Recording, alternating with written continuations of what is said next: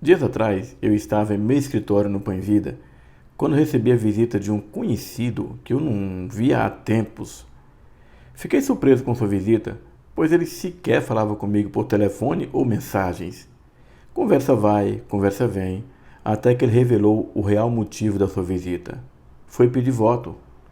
Estamos em plena campanha eleitoral para prefeitos e vereadores, e todos nós sabemos que é exatamente nesses tempos que os políticos aparecem.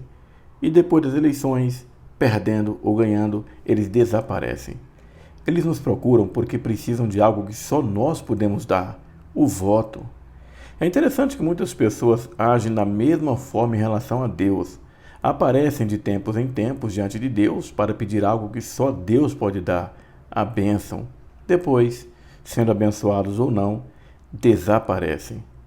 A verdade é que a maneira correta de falar com Deus é através da oração, e pouca gente sequer sabe como orar, mesmo aqueles que dizem que ora todos os dias. Não tenho nenhuma pretensão de dizer que Deus não ouve a oração de alguém ou que sua oração não é correta. Não, não é essa a minha intenção. Quero apenas considerar o que a palavra de Deus diz sobre oração. Certa feita, Jesus estava orando e seus discípulos o observavam. Penso que eles perceberam, ao ver Jesus orando, que eles não entendiam nada do assunto. Um dos discípulos se adianta e faz um pedido a Jesus: Senhor, ensina-nos a orar. Lucas 11:1. Jesus atende imediatamente ao pedido e ensina àqueles discípulos e a todos que viriam ser seus discípulos, como nós, a maneira correta de orar. O problema é que a oração que Jesus ensinou se tornou modelo e muitas pessoas se acostumaram a falar com Deus apenas repetindo as palavras que Jesus ensinou. Como será que Deus age ao ouvir orações assim?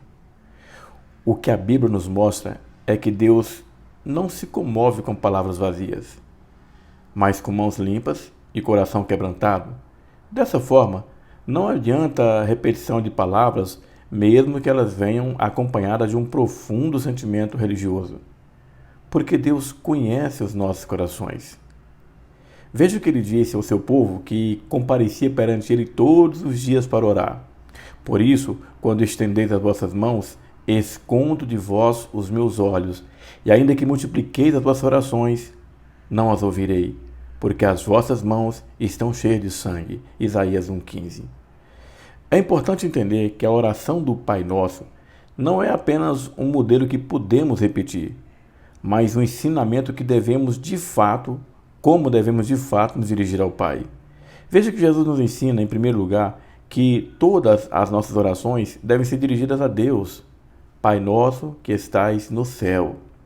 Somente Deus pode dar a resposta certa às nossas orações, porque foi Ele que nos criou e conhece nossas vidas em todos os seus detalhes. Como disse o salmista: Tu sabes o meu assentar e o meu levantar. De longe entendes o meu pensamento.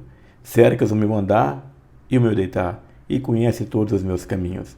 Não havendo ainda palavra alguma na minha língua, tu já conheces muito bem. Salmo 139, 2-4. Jesus prossegue seu ensino: Seja feita a tua vontade, assim na terra como no céu. Mais que repetir essas palavras, é importante entender a profundidade delas. Toda oração deve passar pelo crivo da vontade de Deus, que Paulo diz que é boa, perfeita e agradável. Romanos 12:2. Devemos reconhecer que nossas orações estão sempre buscando os nossos interesses. Nossa vontade parte de um coração corrompido, por isso que toda resposta deve ser segundo a vontade de Deus, não a nossa. O apóstolo João tinha essa certeza quando disse que esta é a confiança que temos nele, que se pedirmos alguma coisa, segundo a sua vontade, ele nos ouve. 1 João 5,14. Precisamos aprender a descansar no Senhor, na certeza de que sua vontade sempre será o melhor para nós, mesmo que não pareça no momento. Na sua oração, Jesus nos ensina a pedir o pão nosso de cada dia, ou seja, devemos confiar plenamente na provisão diária de Deus. Mas nós não vivemos assim. Ao contrário, acumulamos mais do que precisamos por medo de faltar, enquanto outros vivem a triste realidade da falta diária do pão de cada dia. Você sabia que 37 milhões de toneladas de alimentos são desperdiçadas no Brasil, enquanto 13 milhões de brasileiros passam fome? Será que somos sinceros em apenas repetir palavras que não estamos dispostos a colocar em prática? E Jesus continua ensinando: perdoa nossos pecados, assim como temos perdoado a quem nos tem ofendido. Será? Temos de fato perdoado a quem nos tem ofendido? Conheço pessoas que guardam rancor mortal por outras pessoas e não se envergonham de proferir essas palavras em suas orações.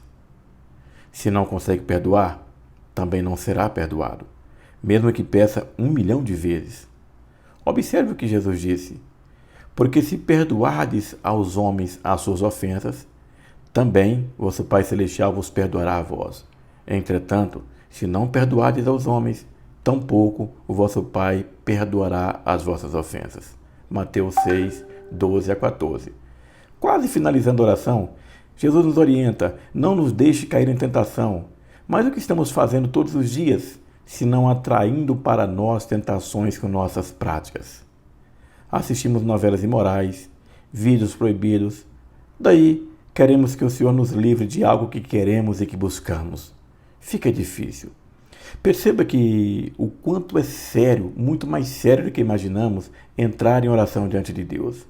Aprendemos que oração não pode ser mera repetições de palavras, deve ser a mais sincera manifestação dos nossos corações, pois quem está do outro lado, a quem dirigimos as nossas palavras, é aquele que conhece todas as coisas. Por isso que a maioria das orações não são respondidas, porque são mal feitas. Tiago bem expressou isso: pedis e não recebeis, porque pedis mal, para gastares em vossos deleites. Tiago 4,3. Não devemos nos relacionar com Deus como políticos se relacionam com seus eleitores, só comparecendo quando precisa. A nossa relação com Deus deve ser feita como filhos carentes, dependendo do Pai em todos os momentos. Uma relação de amor e de busca diária por sua presença. Viver neste mundo mau, sem a garantia de que Deus está no controle de nossas vidas, é um suicídio. O pastor e teólogo John Piper expressou bem isso quando disse: você não saberá para que serve a oração até entender que a vida é uma guerra. Que Deus te abençoe.